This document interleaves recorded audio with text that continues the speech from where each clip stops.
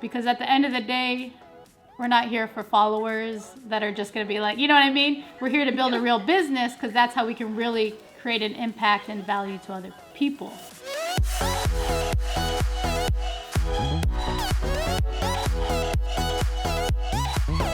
Because at the end of the day, people are just they judge a book by its cover, right? So they're going into profiles and they're saying, okay, this is a credible coach, this is an expert coach based on the number of followers, even though that's not necessarily always true.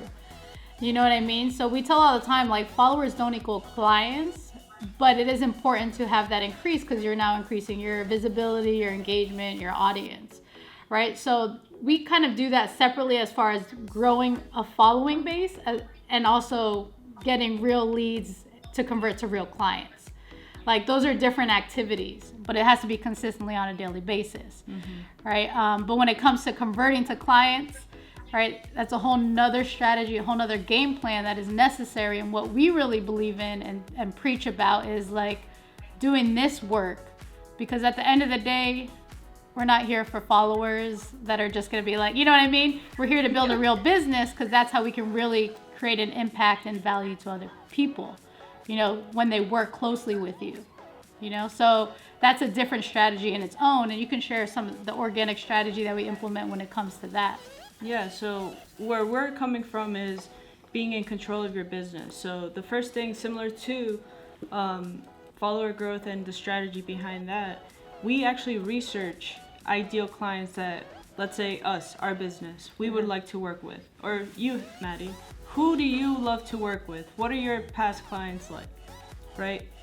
Those are the type of people that we would actually look for, right? On a daily basis, through hashtags, through comments, through different ways of actually connecting with them, different tools and different assets that are available to us. From there, after the research is done, then we engage with them.